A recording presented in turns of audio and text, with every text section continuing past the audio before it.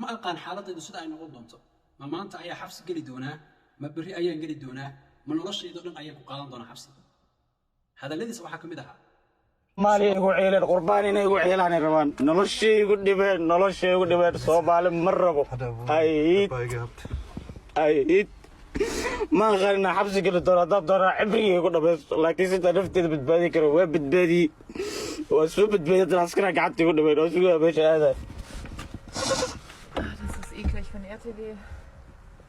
waayahay faysal wuxuu ku nool yahay dalka Germany waa wiil dhalinyaro ah oo dhalinyaro waliba hadda kacday wiil gabooye ah weeye dhibaato badan ayuu sheeganayaa wuxuu muuqaal iska soo duubay asagoo dhahaya ma aqaan xaaladaydu sida ay noqon doonto ma maanta ayaa xabsi geli doonaa ma berri ayaan geli doonaa ma noloshaydo dhan ayaan ku qaadan doonaa xabsi hadalladiisa waxaa ka mid ahaa Soomaaliya ayaa laygu soo dhibaateeyey haddana ma qurbihii baa layga dabayay waa wiil gabooye ah wuxuuna qabaa gabar reer Somaliland ah oo la yiraahdo Fawsiya Ifka waa fanaanad caan ah oo baraha bulshada laga yaqaan oo reer London oo reer UK ah waxay isqabaan muddo hadda laga joogo ilaa 3 sano waa dhalinyaro isku faraxsan laakiin cunsuriyadii gabooyaha lagu hayay kor ayay u soo siyaadaysaa maalinta ka dambaysa waxay ka hor waxayna ogeyn sidaas la mid ah farxiyo fiska oo fanaanad caan ah waxaa guursaday Mubaarak oo wiil gabooye ah dhibtii lagu hayay wada arkaysay fanaaniin waa weyn inay baraha bulshada u soo fariisteen wiilka yarka ku dhibaateeyeen kuna cusuriyeeyeen su'aal baa idin weydiinaya adiga laftiga hadda daawanaya maxaa koonfur loogu dhibaateeyaa gabooye maxaa sidoo kale waqooyi loogu dhibaateeyaa gabdhada waqooyi oo central Soomaaliya sida gaalkacyo eeriyadeeda ilaa Puntland ilaa ay waxa weeye dadka centralka Soomaaliya degan aysan wax dhibaato gabooye ugu qabin sidaynu ogsoonahay wasiirro ayay ku leeyihiin Puntland gabooyo waa lagu sharfaa lama cusuriyeeyay sida ogtii fanaankii weynaa ee Axmed Cali Cigaal wuxuu guursaday gabar gabooye ah awlaad ayuuna ka dhalay sharaf ayayna baraha bulshada ku joogaan iyo meel kasta ay adduunka joogaan laga jecel yahay laguna tixgeliyaa waana muxtarim laakiin su'aalahan hadda isweydiinayo dadka dhibaatada ku haya waxay u badan yihiin koonfurta Soomaaliya Faysal gabadha uu guursaday waa reer waqooyi waa reer Hargeysa laakiin asagu waa wiil gabooye ah dhibka lagu hayo dartiis ayuu ciil cadaab ka doortay in la cadaabo oo xabsi la geliyo oo la dhibaateeyo ka doortay nin ay waxa weeye dhibaato kala gaar dad Soomaali ayaana soo weeraray muuqaalkan ila daawada weligaa waxaa tahay ku faan maanta laakiin guul wallahi guul inay ciilaan rabeen nolosha ugu ciilaan dhiigan muujidin xabsiyan isku diyaar oo muuqaalkeeda ku macasaamin lahayd waa u sheegtaa mar malaynaya ma garan kara xaalkaygu sida noqon doona ayuu yidhi laakiin xabsi ayaan galaya waana muuqaalkii ugu dambeeyey sidoo kale live-ka haddana wuxuu ka leeyahay dalkii baa laygu dhibay dhibka qurbihii miyaa la iga daba keen mar Soomaaliya ilaahay ka baqa gabooye aad baad u dhibaataysay runta marka laga hadlo ilaahay baana idinka xisaabtamay farxiyo kabayr oo aynu ognahay inay fanaanad Soomaaliyeed tahay jaa'ifadii iyo caydii iyo ceebtii ay u geystay Mubaarak baad wada xasuustaan maxay ku raali gelisay jees qoraal walaashay hebel ila soo xiriirtay walaalkay hebel baa ila xiriiray waan ogahay hooyaday ma jecla waxa aan sameeyay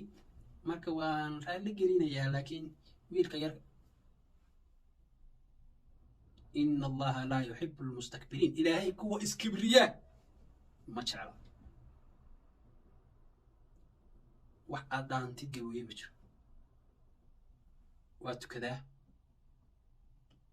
waa ashahaataa wax xalaal ah buu cunaa qadafka iyo dembiga adeeg kaa dhaca mid ka mid ah ka dhaca nolosha iyo farxadda aad u baahan tahay mid lamida buu u baahan yahay xorriyadda iyo wanaagga iyo xushmadda aad u baahan tahay adigu mid lamida buu u baahan yahay marka keligaa baa raba inaad qurux ku noolaatid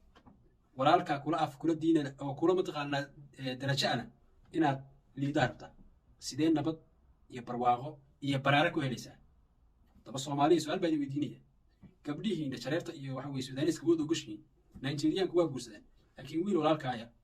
ama gabar walaashaaya diin iyo waxa weeye magac Soomaalinimo iyo waxa weeye Islaamnimo kula wadaagtay way loo cunsuriyeenaya cunsuriyada ilaa intee bay socon doontaa وسؤالها عن وليد أمان أو جواب صومالي أو لا يقول الله واحد جواب لوماي والنو أنسر إلهي وحر وبرهي إن عربك إلهي كسوقية قفتم بقبض عن دلي وحكشية وح الله لا واحد دون تناقة ودها لكن أبدك الدنك وحقولنا أبي قف أبدك وحكشية أبد يرقو وحبك الأوجين قال الله صفرت الله عايو أنا عايو واحد دون تاني كده حدان وذكرنا يوم والله ما قلت أنا يذكر شهيد الحق قفك أبدك إذا صمراء الدنك ونعب هاي أبدك إيداي أبدك إيداي عين سن أبدك إيداي اللي هن هدو اللي هاي وإسلام تهين أبدك فرح لك قاضي أبدك يرير فرح لك قاضي وحد قبيل كستا إذا صار وحن هاي أيام هاي أبدك هل إيداي أبدك هل إيداي نا أبدكيga إيداي قولك كسفرنس إلى حل تكو عينسين أبدكيga إيداي إيجادا قابيل ويدا برشاري إيجادا قابيل ويدو لي إيجادا قابيل قرنبا إدقي إيجادا والله بأنا صومالي ولي قدام النقطة أنت اللي عنصريين أيوه صومالي كل ميت كاي ولا الكاي إلهي ونحرس الصومالي waxaan ku soo gabagabeynayaa odayaasha dalkeeniyo wadaad aadan basheego dar aqoon isbidaayiyo abwaan dooda yaqaaniyo ama awliya sheego ama oosha gabooyiyo beelaha la ilaaqiyo annaas dhiiran basheego ama duubka ugaaskiyo dowladaha amarkoodiyo aynigii madax sheego ama ooda faraasiyo iglangoodiyadeediyo ilbixii yurub sheego awoodii nukliyeerkiyo ama armi kufaan ama aaga carbeediyo taladii ordugaaniyo mahaatiin ku ildoogso ama jayna ilxaadiyo kuuriyaan afka taagiyo inankii kibray sheego oo alle waa keligii isagaana awoodiyo amarkiisu fulaa adduun waa dhalanteede aakhiraa warjira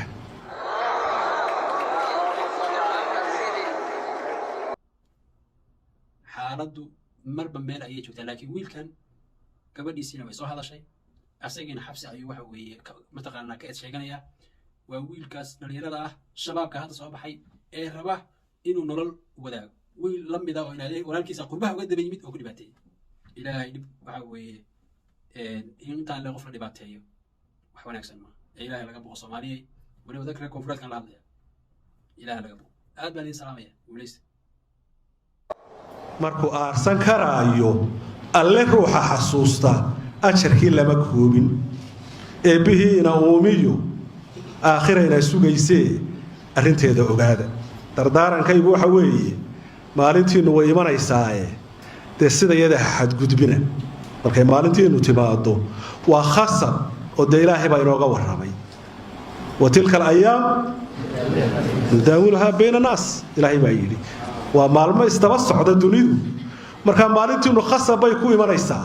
inagu ama aan gaadhin ama yaynaan gaadhin laakiin dardaaranku waxa weeye dee sidayadii ha xadgudbin oo ha talax tegina